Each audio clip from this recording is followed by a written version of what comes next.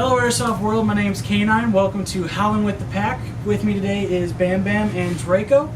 We're going to go ahead and give you an idea of what to look forward to from our team on both our YouTube, Facebook, Twitter, and Instagram accounts. I'm going to hand it over to Bam Bam here to give us a little spiel. All right. Well, thank you there, K9. Some Wolfpack events that we've previously reviewed and played at is Throwdown 5 and Conflict 4 this past summer. They were amazing events. That was really fun. I freaking loved it. I mean, just the amount of people we saw just going there for the first time at this particular field. I mean, I could just tell that with the intense amount of like passion-driven airsofters at this particular event, it made it go by so smooth. Oh yeah, the community was outstanding. Yeah, there's a lot of good players there. Everyone was very nice, and there was a lot of sportsmanship. And we're looking forward to some of those in our upcoming events. We'll be talking about that soon towards the end of our video and our other upcoming videos. And Draco, you said you have an interview from our good friend Tim Green over at T.C Paintball. Is that correct? I do. This is just a quick video how we got to meet him and stuff. This is Tim Green at T.C Paintball, and enjoy. What got me into airsoft? Well, I played paintball for about 18 years. And I traveled the U.S. by myself. And driving from Michigan to California, 4 days. I didn't want to do it by myself anymore. I learned to drive back. So I kind of quit paintball, and I was in college one day at a community college, and a bunch of kids were talking about airsoft. And I'm like, hey, I know a little bit about it. Hey, you want to come play? And I was like, sure. I don't have anything. And I found this guy on Craigslist. He had a Crytek SPR for sale and a whole kit for like $400. I'm like, sold. Wow. Met him in Holton Lake. I tested it out, shot, perfect. That following week, I was at Motor City Airsoft playing for the very first time. Beautiful. So yeah. And then, of course, the follow-up question would be, what got you motivated to stay in airsoft? The community. With paintball, there's a family. In airsoft, there's a community. And then you have this family thing. And so it's the family, the camaraderie, and everything that brought me together in my military career. I get out there because no matter what, no matter where I am, I'm playing on the same team with somebody. They're like, oh, you were Army. I'm like, yeah, you can come play with us. I'm like, okay, cool.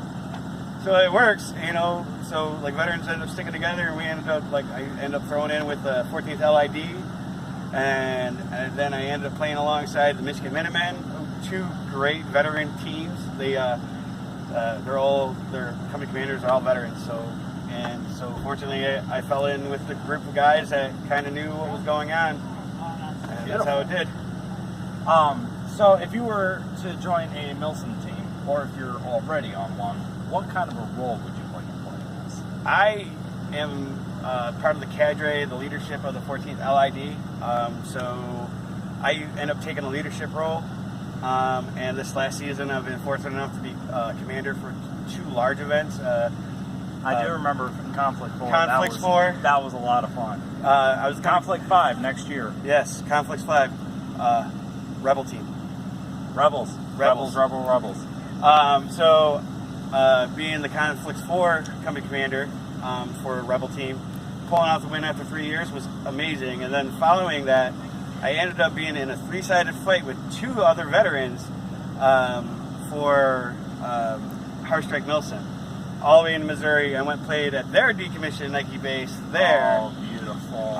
So it was a three-sided fight, and that was really the dynamic change there with having the green house, the black house, and my house, Ardenne Stella for life. And then being able to take that leadership and then going to another large event for Airsoft Republics and their Scorched Earth and being part of their lead there. So I kind of have a leadership role. I tend to lay back a little bit, and I just like to shoot. You know, I don't, like, if you guys, like, if I know that a team is wanting to just go and cause havoc, go have fun. Beautiful. Because I know I have guys that want to go do missions. So go do that. So, as a fellow veteran of the airsoft community and stuff, if we had some new viewers watching this individual interview, what kind of advice would you give them? Start out slow. Start slow. Go to your local retailer and see if they got a used gun you could buy. Pick up, like everybody, I'm going to say it, the Velkin gun. Start out with, great little gun. It's the APC series or APS series for like $150. Go to your local shop. Go there. Support your local guy because that's gonna get you the parts and service you guys need. Exactly. And then Know your airsoft tech. yeah, get to know your airsoft tech very well. Or like what I did is none of my guns run on batteries. I run a complete HVA system, so I don't have to worry about that. I'm actually about to switch both of mine over to. So that's a big jump for some people. For me, I've been fortunate enough to be able to take that big leap. So for like the 14-year-old kid that's watching this, have your mom and dad take you to a local field. You got a couple rental guns, rent a gun. Lots of places do it. Usually it's only like $25 to go and play at a field. $25 or $40 if you're using a rental. Yep, and it's only $40. I mean, for us grown men. $40 for a whole day of play. I mean, Yep. you can't really go wrong there. And for some events, like our Throwdown Series event, it's $40. September 22nd. Yep. So the Saturday you have the Throwdown. You get open play for free for $40. You get the camp here. 2 days worth of gameplay. Yep. For $40. And hopefully some new surprises to throw down. I got some Ooh, surprises looks in like store. we got some surprises coming up. Friday night we might have some surprises coming in store. So Okay, all right. I would make sure you have, if you're coming to throw down, make sure you have a white light and a red light. White light and red light. All right. Yes. Make sure you have those. That's my best advice. Grab a hold of, like I preach to a lot of the teams, like your team, the 14th team, even the Michigan Minutemen. I preach to everybody, like you're going to have those renters at these big events. Grab them. Grab those renter kids and show them how to play with honor and integrity, because this is what our community in sport is. It's honor and integrity. So, grab those rental kids and come on out. When you come up here, if I'm playing, I'll grab you up real quick and we'll go play some airsoft. Yeah, That's what it is. just find your local store.